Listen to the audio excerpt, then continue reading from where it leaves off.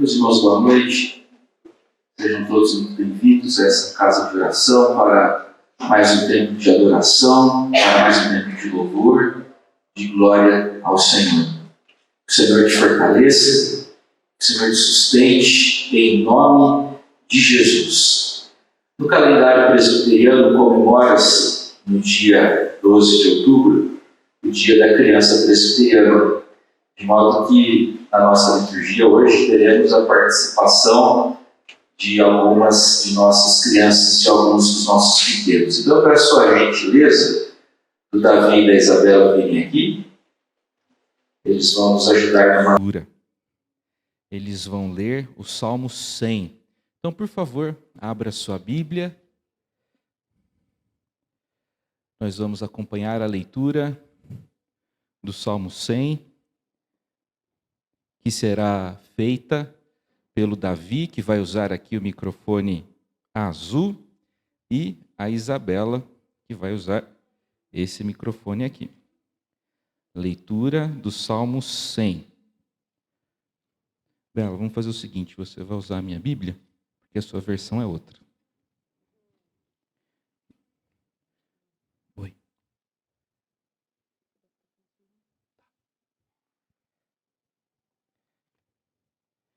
Muito bem, como vocês farão? O Davi vai ler os versículos ímpares, então o 1, o 3 e o 5, e você, Isabela, o 2 e o 4.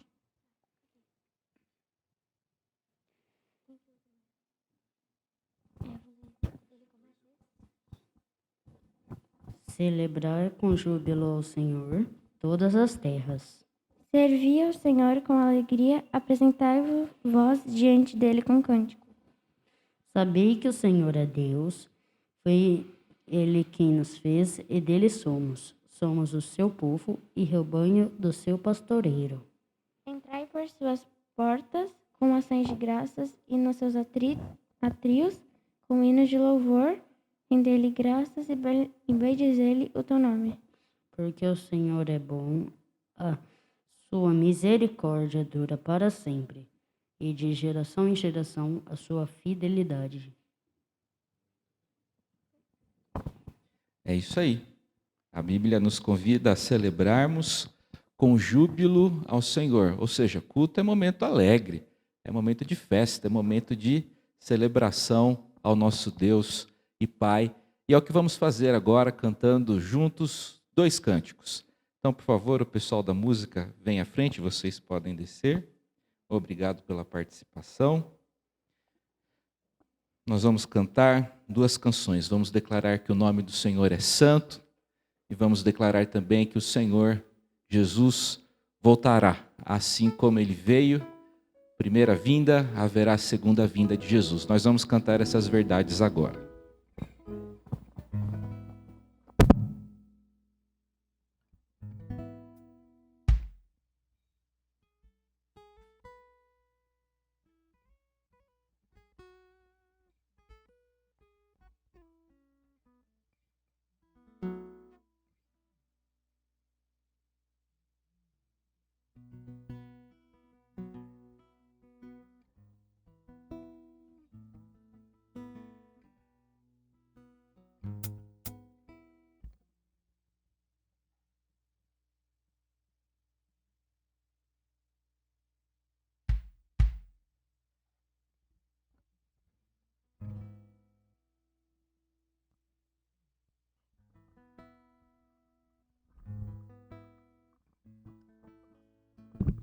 Boa noite, irmãos. Vamos nos colocar em pé para louvarmos ao Senhor.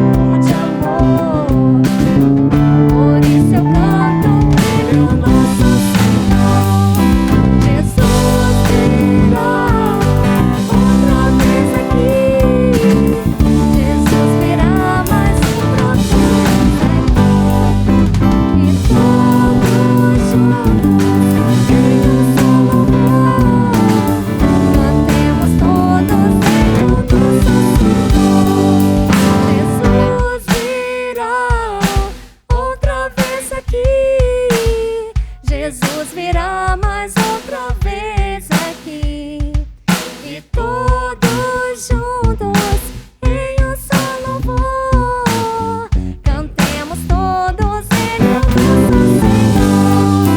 Jesus virá outra vez aqui, Jesus virá mais outra vez aqui, e todos juntos em um só louvor, cantemos todos Ele é o nosso Senhor. Pai, nós queremos louvar o Teu nome, Senhor. Nós queremos engrandecê-lo, ó Deus. Que de fato, Deus, essa seja a nossa esperança. Que o Senhor venha, ó Deus, que o Senhor venha buscar o Teu povo. Ó Deus, que isso dê esperança a cada um de nós, que isso nos fortaleça, Senhor. Que o Senhor nos corrija, que o Senhor nos endireite nos Teus caminhos, ó Pai. E continue a falar conosco, Senhor, através da Tua santa e bendita palavra. Essa é a oração que fazemos, confiados nos méritos de Jesus Cristo. Em nome de Jesus.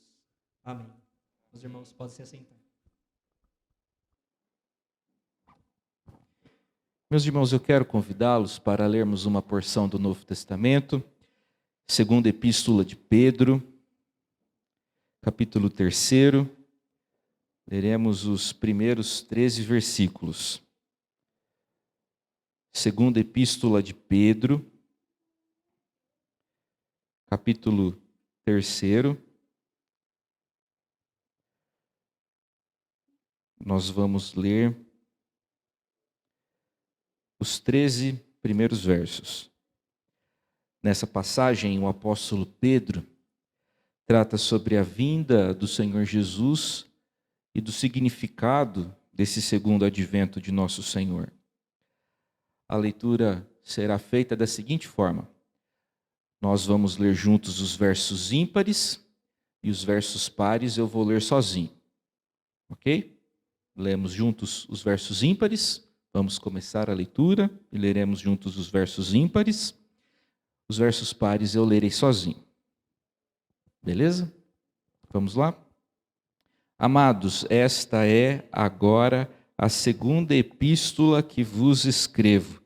Em ambas procuro despertar com lembranças a vossa mente esclarecida, para que vos recordeis das palavras que anteriormente foram ditas pelos santos profetas, bem como do mandamento do Senhor e Salvador, ensinado pelos vossos apóstolos, juntos.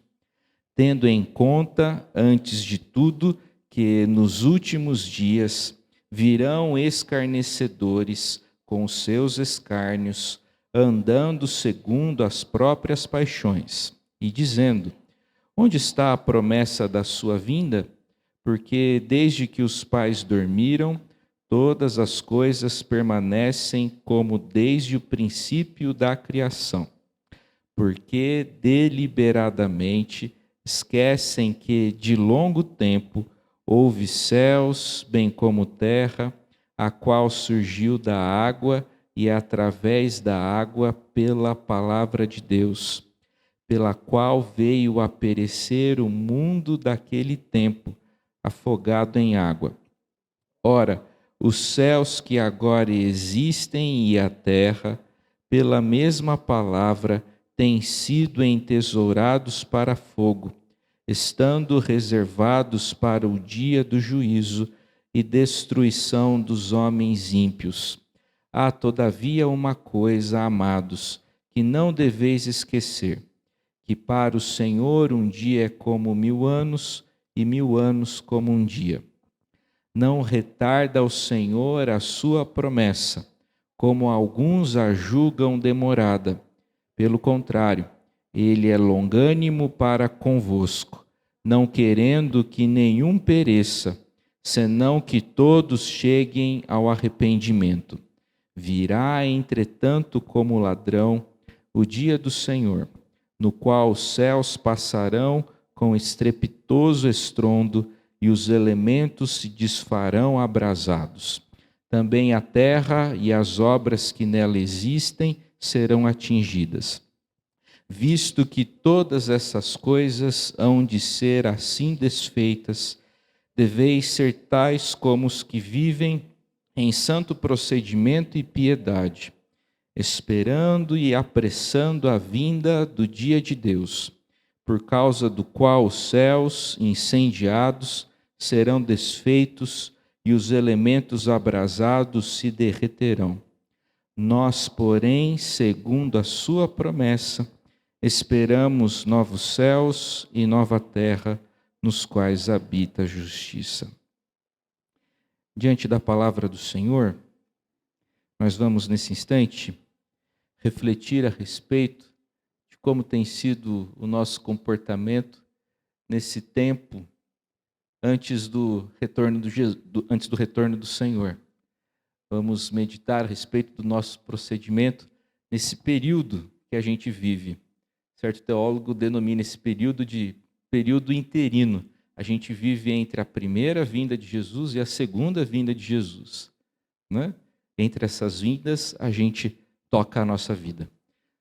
Nós estamos preparados, efetivamente preparados para o retorno do Senhor?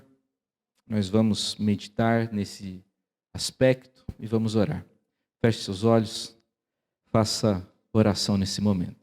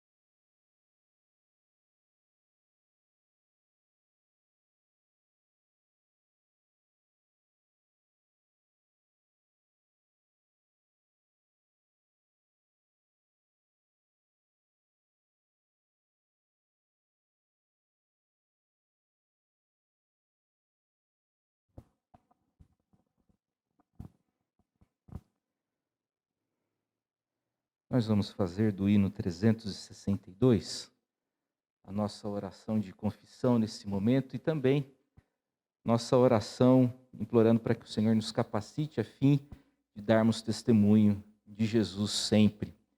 A melodia do hino 362 é uma melodia bastante infantil. O nosso hinário dedica vários hinos para o tema das crianças e o hino 362 se encontra nesse bloco, né? Então, diante do Dia das Crianças, a gente vai entoar esse hino, brilhando, brilhando, brilhando, qual doce luz. Eu tenho uma lembrança muito agradável a respeito desse hino. Ele era o hino preferido do meu avô materno. Eu tenho a alegria e a satisfação de pertencer a uma família que é presbiteriana já há muito tempo, né? Eu sou a 4ª geração de presbiterianos e os meus filhos a 5ª geração de presbiterianos. Então, para mim é uma alegria cantar esse hino. Vamos lá? Cantando juntos.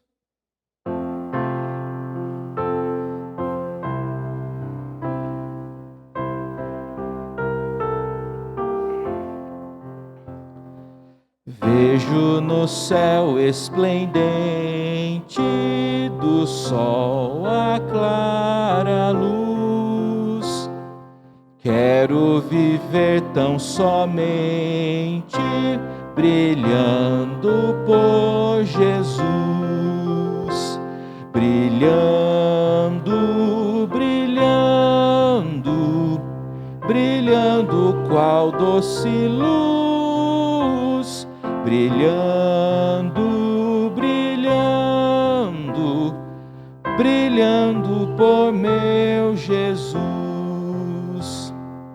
Quero na vida exaltá-lo, na escola e no estudar. Quero também imitá-lo em casa e no brincar. Brilhando, brilhando, brilhando qual doce luz. Brilhando, brilhando, brilhando por meu Jesus. Amável com toda a gente, assim me quer Jesus. De rosto alegre e contente, brilhando como a luz. Brilhando, brilhando, brilhando qual doce luz. Brilhando, brilhando, brilhando por meu Jesus. O feio e triste pecado ajuda-me a vencer. Tendo Jesus ao meu lado, eu quero aqui viver. Brilhando, brilhando, brilhando qual doce luz. Brilhando, brilhando, brilhando por meu Jesus. Amém. Dani, vem cá com o tio. Senta aqui. Dani, aqui, ó. Isso, é o nosso combinado. Pode vir. A Antonella vai vir aqui também. A Helena, senta aqui. Muito bem. A Lara também. Lara, senta aqui. Vem cá. Hoje de manhã a gente teve a participação do Vitor e também da Lara. Vitor e do André. Né? Agora a gente tem essas crianças lindas. Se quiser vir, pode vir, viu, Lara? Não? Tudo bem, não tem problema. Vamos lá. Pode vir, vem. Nós vamos ler agora o texto de Marcos, capítulo 10, versos 13 a 16. Evangelho de Jesus, segundo Marcos, capítulo 10, versículos 13 a 16. Nós vamos ler juntos.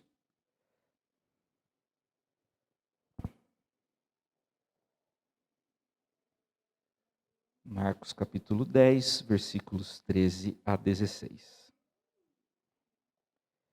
Vamos lá? Então lhe trouxeram algumas crianças para que as tocasse, mas os discípulos os repreendiam. Jesus, porém, vendo isso, indignou-se e disse-lhes: Deixai vir a mim os pequeninos, não os embaraceis, porque dos tais é o reino de Deus. Em verdade vos digo, quem não receber o reino de Deus como uma criança, de maneira nenhuma entrará nele. Então, tomando-as nos braços e impondo-lhes as mãos, as abençoava. Nesse momento, o Dani vai fazer uma oração. Vem aqui, Dani. Eu fiquei sabendo, Dani, que você ora do seguinte jeito, que a coisa funciona do seguinte jeito. Você tem que falar e a gente tem que repetir. É isso mesmo, Edgar? É desse jeito. Em casa. Aqui é a nossa casa aqui também, sabia? A igreja é a nossa casa também. Então a gente vai fazer do mesmo jeitinho que você faz lá em casa. Combinado? Você vai orar e nós vamos repetir. Pode ser? Pegou até o microfone. Papai do céu, muito obrigado por esse dia de hoje. Muito obrigado por nós estarmos nessa igreja. Muito obrigado por todos. Muito obrigado por todos. Faça que todos fiquem muito bem e Faça cure todos que estão doentes e faça que ninguém mais pegue essa coronavírus. Em nome de Jesus, amém. Dani, ficou bacana. Jesus escutou a nossa oração. E a gente nem precisou repetir. Era muita coisa para a gente decorar. Mas valeu, tá? Jesus escutou a nossa oração. Vocês conseguiram repetir 2 coisas. Legal. Deus abençoe vocês.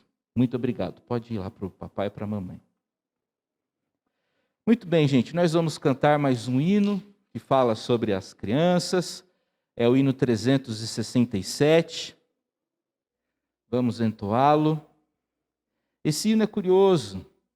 Ele na verdade, o contexto específico do hino é a cerimônia de esperança cristã de uma criança. É o ofício fúnebre de uma criança. No entanto, a gente pode cantar esse hino implorando a graça do Senhor sobre as nossas crianças. Não tem problema, né? O contexto do hino aí. Hino 367. Vamos cantar.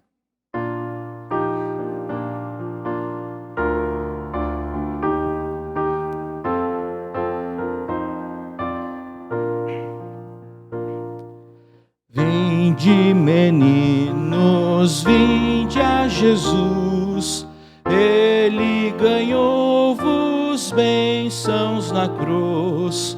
Os pequeninos ele conduz. Ó, vinde ao Salvador. Que alegria sem pecado ou mal, reuni-nos todos afinal na santa pátria celestial, com Cristo Salvador. Já sem demora todos convêm, e caminhando à glória do além, Cristo vos chama, quer vosso bem. Ó, vinde ao Salvador. Que alegria sem pecado ou mal, reuni-nos todos afinal na santa pátria celestial, com Cristo Salvador. Vinde, meninos, ele vos diz, quer receber-vos no bom país, quer conceder-nos vida feliz. Ó, vinde ao Salvador. Que alegria sem pecado ou mal, reuni-nos todos afinal na santa pátria celestial, com Cristo Salvador. Eis a chamada, vinde hoje a mim. Não há no mundo quem ame assim. Seu grande amor por vós não tem fim. Ó, vinde ao Salvador. Que alegria sem pecado ou mal, reuni-nos todos afinal na santa pátria celestial, com Cristo Salvador. Amém. Minha Bíblia está aqui. Estou procurando, cadê minha Bíblia?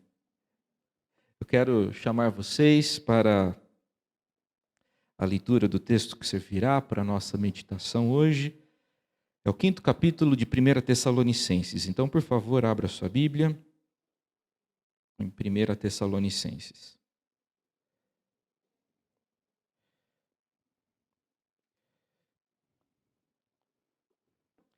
Desde que nós tivemos o privilégio de retomarmos os nossos cultos presenciais, nós iniciamos uma série de reflexões denominada Recomeço e Resistência, e expus uma das primeiras passagens de 1 Tessalonicenses, e lendo essa epístola verifiquei que ela é muito compatível com a realidade que a gente está vivendo nesse estranho e atípico ano de 2020. Por essa razão, nós estamos conversando sobre essa preciosa epístola do Novo Testamento. Hoje alcançamos o 5º capítulo. Então quero ler com vocês os primeiros 11 versos desse capítulo.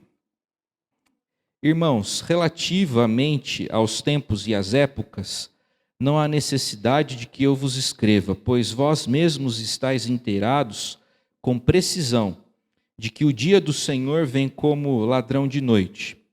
Quando andarem dizendo paz e segurança, eis que lhes sobrevirá repentina destruição, como vêm as dores de parto a que está para dar à luz, e de nenhum modo escaparão. Mas vós, irmãos, não estáis em trevas, para que esse dia como ladrão vos apanhe de surpresa. Porquanto vós todos sois filhos da luz e filhos do dia, nós não somos da noite, nem das trevas. Assim, pois, não durmamos como os demais, pelo contrário, vigiemos e sejamos sóbrios. Ora, os que dormem, dormem de noite, e os que se embriagam, é de noite que se embriagam. Nós, porém, que somos do dia, sejamos sóbrios, revestindo-nos da couraça da fé e do amor, e tomando como capacete a esperança da salvação. Porque Deus não nos destinou para a ira, mas para alcançar a salvação mediante nosso Senhor Jesus Cristo, que morreu por nós para que, quer vigiemos, quer durmamos, quer a gente esteja vivo ou quer a gente esteja morto, vivamos em união com Ele. Consolai-vos, pois, uns aos outros e edificai-vos reciprocamente, como também estáis fazendo. 1 Tessalonicenses tem tudo a ver com a gente nesse tempo que nós estamos vivendo. Os tessalonicenses também precisaram lidar com grandes sofrimentos, os tessalonicenses também precisaram lidar com coisas inesperadas, não programadas, não agendadas. Os tessalonicenses também tiveram dificuldade de encontrarem algumas pessoas, de terem encontros presenciais com outros, por conta de algumas situações que eles viveram.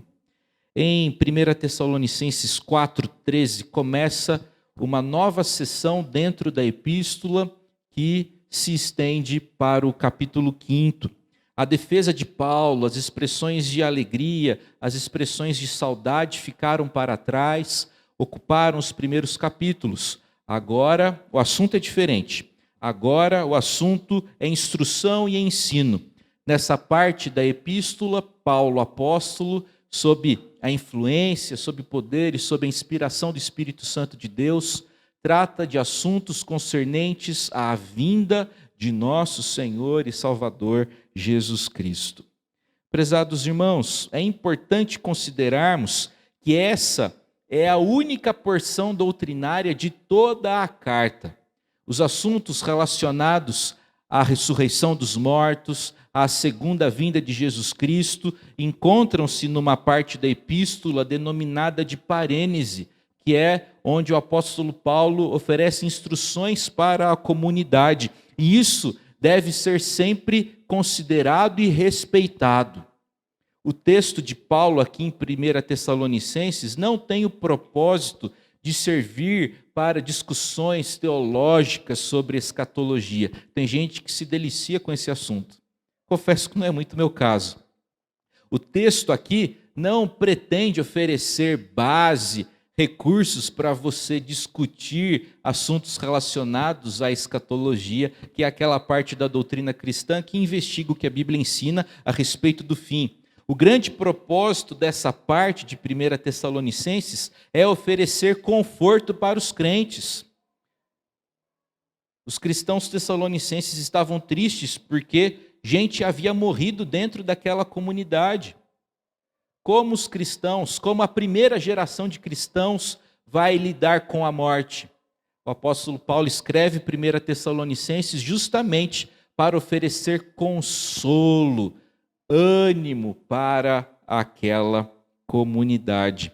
Nas palavras de certo comentarista, nesse bloco epistolar, a expectativa daquele dia não é um belo sonho para horas de ócio, tampouco uma ciência esquisita da escatologia para alguns poucos especialistas.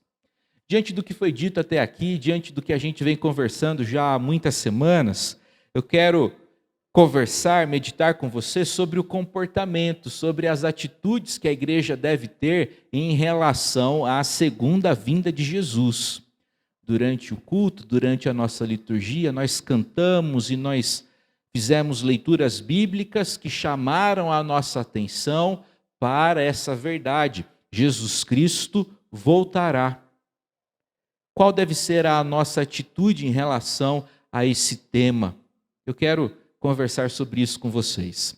A primeira lição que a gente aprende aqui é que a igreja deve aguardar a vinda de Jesus com expectativa, com esperança. Os tessalonicenses tinham interesse em saber a data exata do retorno de Jesus. No entanto, Paulo relembra aquela comunidade de que essa matéria não pertence a nós mortais, não pertence aos anjos. Essa matéria é de competência exclusiva do Pai. O que nos cabe é ter esperança, o que nos cabe é ter expectativa. O que cabe aos crentes é ter desejo, é ter uma santa ambição em relação à vinda de nosso Senhor e Salvador Jesus Cristo. A segunda vinda de Jesus será em tempo desconhecido pela igreja. Jesus Cristo, de acordo com o evangelista Mateus, afirmou a respeito daquele dia: ninguém sabe, nem anjos do céu, nem o Filho, senão o Pai. É o que nós lemos em Mateus capítulo 24, verso 36. Diante do Cristo ressurreto, faço referência ao primeiro capítulo de Atos dos Apóstolos, diante do Cristo ressurreto, redivivo, e que estava prestes a ser assunto aos céus, a Bíblia diz que os discípulos se reuniram e perguntaram para Jesus, Atos 1,16, aliás, Atos 1,6, Senhor, será esse o tempo em que restaures o reino a Israel? E a resposta de Jesus nos versos 7 e 8 é curiosa. Jesus não quer que os discípulos percam tempo com investigações sobre datas. Jesus quer que os discípulos sejam crentes e sejam testemunhas. Olha a resposta de Jesus. Não vos compete conhecer tempos ou épocas que o Pai reservou pela sua própria autoridade, mas recebereis poder ao descer sobre vós o Espírito Santo, e vocês serão minhas testemunhas em Jerusalém, não é? Também na Judéia, na Samaria e até aos confins da terra. Nosso Senhor não quer que os discípulos fiquem desassossegados com respeito a datas. O que Jesus Cristo quer é que os discípulos sejam crentes e que sejam visitados pelo Espírito Santo. Visitado não, porque a visita boa é aquela que chega e que vai embora depois, né? Jesus não quer que os crentes sejam apenas visitados. Jesus Cristo quer que os crentes sejam morada do Espírito. E que, sendo assim, casa do Espírito, que eles sejam testemunhas de Jesus até os confins da terra. A verdade é que qualquer especulação sobre o retorno de Jesus é perda de tempo e é também desobediência aos preceitos da palavra de Deus. De acordo com o apóstolo, Jesus Cristo virá de forma repentina. E aí Paulo usa um exemplo desagradável porém verdadeiro. Paulo fala sobre o ladrão. O ladrão chega de forma repentina. Ladrão não marca horário, geralmente. Eu tenho uma história para dividir com vocês de um ladrão que marcou hora. Eu me recordo de quando eu me formei no ensino médio, aqui na Escola Estadual do Niro Ladeira, fica aqui embaixo. E aí a nossa festinha de formatura rolou aqui pertinho, aqui no Centro Comunitário da Vila Hortolândia, que fica na rua de cima. Depois da festa, a turminha resolveu ir andando lá para 9 de julho, para comer alguma coisa no Habib's. Naquele saudoso tempo onde, com R$5, todo mundo comia um monte de esfirra e ainda bebia refrigerante, porque no caminho a gente passava no Boa e comprava refrigerante. Bem, já era tarde, a gente resolveu voltar. E a gente, Kleber, a gente cortou caminho ali pela Vila Lacerda. Naquele tempo que a gente conseguia fazer isso, antes de construírem aqueles muros na rua Itirapina, ali perto do atual prédio dos Correios. Então já era tarde, a gente passava ali pela Vila Lacerda e alguns caras abordaram a gente. Eles queriam dinheiro. Só que a gente não tinha dinheiro, a gente tinha gastado tudo lá no Habib's. E aí, indignado de não conseguir nada, um dos ladrões disse o seguinte: bem, já que vocês não têm dinheiro, é o seguinte, era sábado. Na próxima segunda-feira, às 15 horas, às 3 horas da tarde, lá no Arame Espólio, cada um vai me dar 10 conto. Entenderam? Sim. O ladrão marcou hora com a gente, mas é lógico que ninguém apareceu no Arame Espólio durante muito tempo, né? Nem foi só naquela segunda-feira. Passei muito tempo sem aparecer por lá. Gente, nós tentamos atrapalhar a vida do ladrão com cerca elétrica, com concertina, com tela de rede laminada e navalhada, com circuitos de câmeras, com tranca, com cadeado, enfim, são muitas as opções desse universo da segurança perimetral. Mas o fato é que o ladrão fica procurando uma oportunidade e uma brecha. A mesma comparação do ladrão que chega repentinamente foi usada também por Jesus Cristo e também pelo apóstolo Pedro. Da mesma forma que Jesus vai pegar muitos despreparados por ocasião de seu retorno, esses se darão conta de que o dia é dia de julgamento. E aí Paulo usa um outro exemplo para reforçar essa ideia de que a vinda de Jesus será inesperada. Ele faz referência à mulher que dá à luz. Hoje o tempo é diferente, né? Naquela época não tinha cesárea, naquela época as futuras mamães não andavam com a mala da maternidade prontinha no carro, né? Naquela época as coisas eram mais complicadas e mais imprevisíveis. Paulo usa essas duas imagens, esses dois exemplos para falar o seguinte: estejam preparados. Muitos não estarão. Deus avisou que o dilúvio estava a caminho, no entanto, apenas 8 pessoas acreditaram e se prepararam. As pessoas estavam ali, cuidando de seus interesses, casando-se, dando-se em casamento, comendo, bebendo e festejando.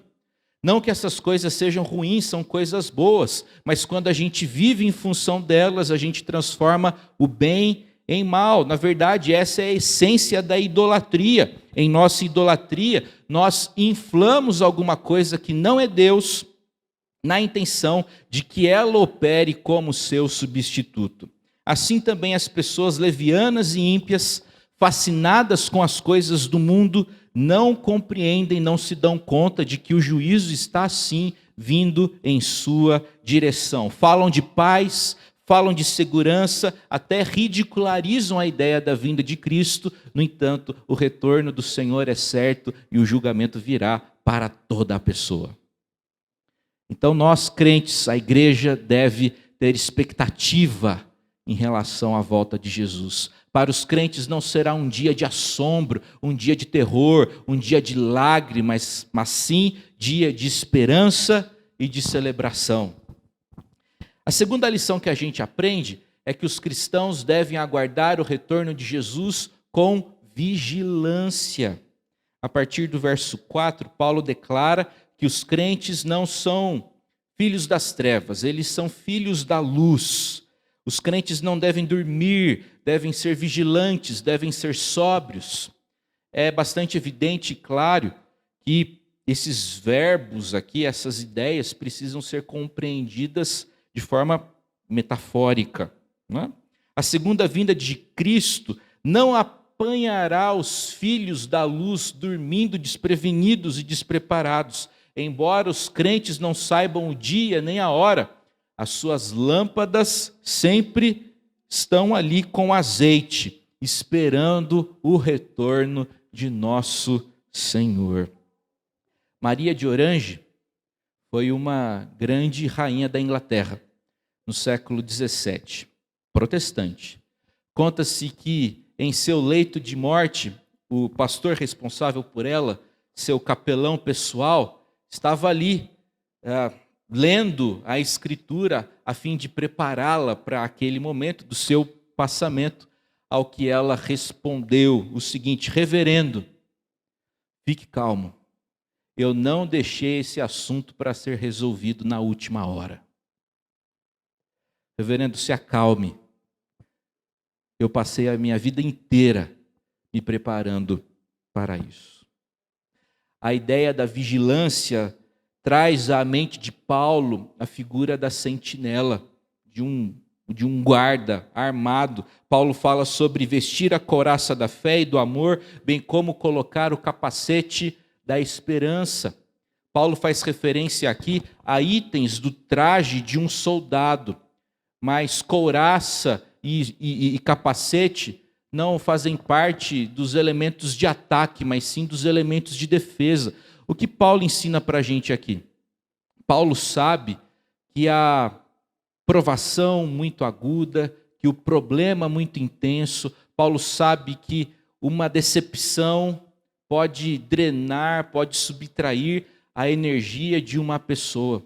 E Paulo oferece aqui a receita para a gente guardar o nosso coração diante de situações difíceis e diante de coisas que podem nos decepcionar. Devemos nos revestir da couraça da fé e do amor e tomar o capacete da salvação. Meus irmãos, nosso Senhor Jesus Cristo, no Novo Testamento, associou o verbo vigiar ao verbo orar. Vocês se lembram de Mateus 24? Ou melhor, Mateus 26. Vigiai e orai, para que não entreis em tentação. Vigiar é estar atento, é estar de sobreaviso, é estar de sentinela, estar apercebido contra qualquer tipo de perigo. Já a oração é a conversa da alma com Deus. O que significa associar, vigiar com orar?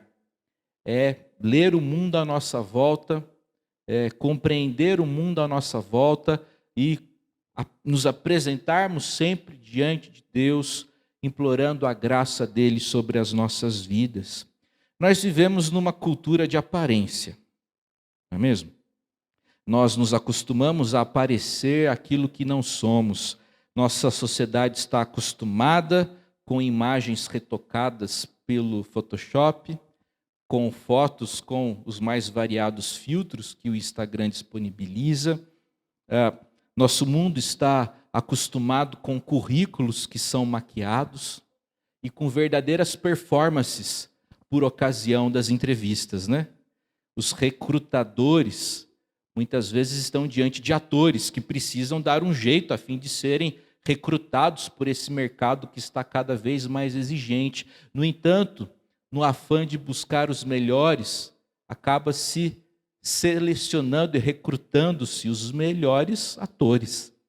Porque muitas vezes o que acontece ali não é, de fato, a performance de uma pessoa. A verdade é que o real hoje se torna cada vez mais insuportável. Quando Jesus diz que a gente precisa vigiar e que a gente precisa orar, Jesus está ensinando para a gente a receita da legitimidade. Porque não tem coisa que nos torna mais autênticos e que nos expõe mais do que a oração. É por isso que precisamos vigiar, estar atentos e orar em todo o tempo. A terceira e última lição que eu destaco nessa noite é que a igreja deve aguardar a segunda vinda de Jesus com firmeza e convicção. Veja lá o verso 9. Porque Deus não nos destinou para a ira, mas para alcançar a salvação mediante nosso Senhor Jesus Cristo. Paulo está tranquilo no que diz respeito ao seu destino, ao seu futuro.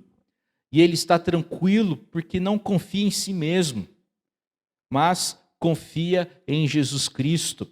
A salvação não pode ser comprada ou adquirida por nós por meio do acúmulo de boas obras ou virtudes. Ela foi comprada para nós e por nós, por Jesus Cristo. Aquilo que ele fez para nós. Nós não alcançamos salvação, é Deus quem nos alcança e oferece a sua graça. 1 Tessalonicenses contém um esquema teológico próprio, marcado pela teologia da eleição. É desse assunto, melhor dizendo, que todas as outras afirmações e doutrinas dessa epístola encontram seu lugar e se encaixam dentro do esquema do apóstolo. Ainda que alguns dos eleitos morram, nada, nem mesmo a morte, pode impedir o processo da eleição divina.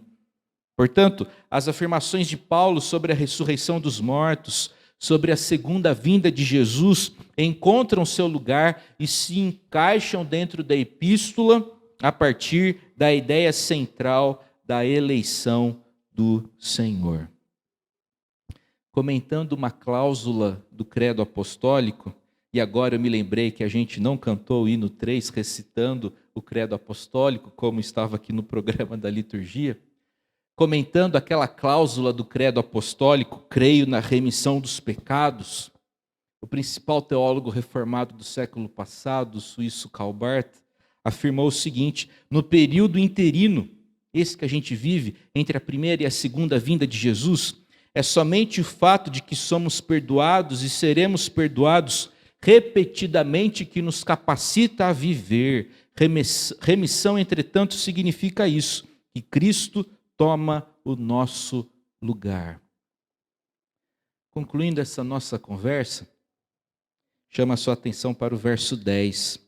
Quer vigiemos, quer durmamos, ou seja, esteja a gente vivo, esteja a gente morto, a gente está em união com o Senhor. Qual é a consequência disso? É o conforto, é o consolo que o cristão recebe de saber que a morte não é um ponto final, mas sim uma vírgula que anuncia mais coisa. Essa frase bonita não é minha, essa frase bonita é do reverendo Martin Luther King, pastor batista, estadunidense e ativista social. A morte não é um ponto final, a morte é vírgula na vida do cristão. Quero encerrar essa minha breve fala fazendo referência a mais uma frase desse destacado pastor. Certa vez ele disse o seguinte: no calendário do cristão existem apenas 2 dias importantes. Esse dia e aquele dia. Aquele dia que Jesus Cristo voltará. Você está preparado para esse dia? Você tem desejo por esse dia? Eventualmente você olha para o céu e fica ali prestando atenção. Puxa, será que o Senhor está vindo? Você tem essa expectativa, esse desejo, esse sonho pelo retorno do Senhor? A vinda de Jesus é motivo de esperança para você? A minha oração é para que você responda isso com um fervoroso e sincero sim. Nós vamos, nesse instante, meus irmãos, entoarmos o hino 297, a chamada final. O pessoal da música já pode se posicionar, porque depois do hino a gente vai cantar mais um cântico. Hino 297, quando lá dos céus descendo, para os seus Jesus voltar, e o clarim, a trombeta de todos, e o clarim de Deus a todos proclamar, que chegou o grande dia da vitória do meu rei. Vamos ler juntos? Eu, por sua imensa graça, lá estarei. Mais uma vez, só essa última frase. eu, por sua imensa graça, lá estarei. De pé, o povo de Deus vai entoar o hino 297.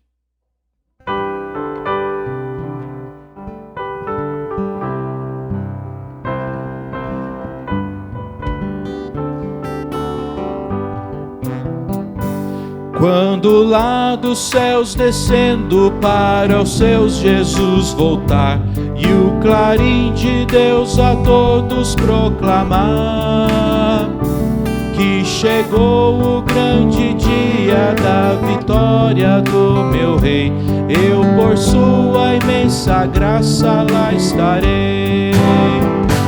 Quando enfim chegar o dia da vitória do meu Rei, quando enfim chegar o dia, pela graça de Jesus eu lá estarei. Nesse dia, quando os mortos hão de a voz de Cristo ouvir, e dos seus sepulcros hão de ressurgir, os remidos transformados logo aclamarão seu Rei, e por sua imensa graça lá estarei. Quando enfim chegar o dia da vitória do meu Rei, quando enfim chegar o dia, pela graça de Jesus eu lá estarei. Pelo mundo rejeitado foi Jesus meu Salvador, desprezaram, insultaram meu Senhor, mas glorioso vem o dia da vitória do meu Rei, e por sua imensa graça lá estarei. Quando enfim chegar o dia da vitória do meu Rei, quando enfim chegar o dia, pela graça de Jesus eu lá estarei. Amém. Vamos cantar mais uma canção ao Rei dos Reis. Consagro tudo o que sou, a minha vida eu te entrego nas tuas mãos, meu Senhor, para te exaltar com todo o meu amor. Vamos cantar.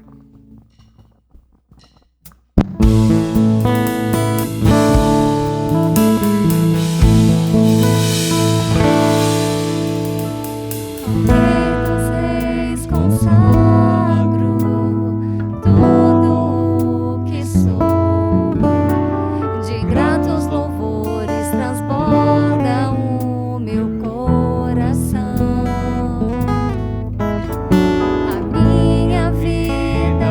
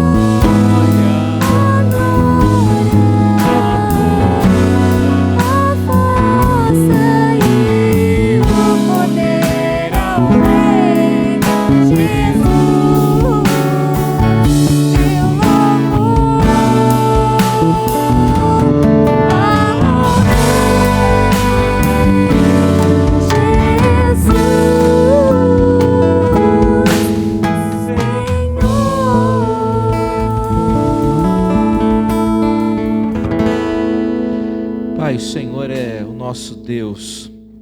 Ó Deus, pela Tua graça, naquele dia nós estaremos com o Senhor. Por Tua graça somente. Ó Pai, receba nosso louvor, nossa adoração, nossa devoção, enfim, receba a nossa própria vida como expressão de culto, como expressão, ó Deus, do nosso amor pelo Senhor. Nós te louvamos, ó Deus, por esse tempo na Tua casa. Te louvamos, ó Deus, porque o Senhor tem sido grandioso em nossas vidas, o Senhor tem nos sustentado, o Senhor tem nos fortalecido. Ó Pai, atribuímos ao Senhor nesse momento toda a glória, todo o louvor, toda honra, todo o tributo.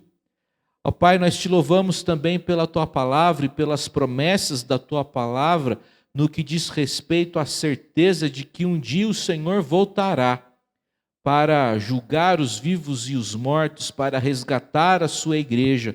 Ó Deus, que essa verdade seja para nós motivo de alegria, de esperança, não de assombro, nunca de terror. Ó Pai, nos despeça agora debaixo da Tua bênção e paz. Imploramos ainda, ó Deus, a Tua bênção sobre as crianças da igreja, que nos alegram, que elas encontrem aqui nesse lugar gente crente que sirva para elas de exemplo, exemplo de piedade, exemplo de religião, exemplo de simpatia, exemplo de amizade, exemplo de bom profissional, enfim, que as crianças aqui sejam conduzidas e pastoreadas pelo bom Jesus, pelo bom pastor que é Jesus. Ó Pai, nos despeça em paz, nos dê uma semana abençoada e vitoriosa, em nome de Jesus. Agora, irmãos, que a graça do Senhor Jesus, que o amor de Deus, o eterno e bendito Pai, que a comunhão do Espírito Santo seja com você, comigo, com todo o povo de Deus, hoje para todos sempre. E o povo de Deus diz amém.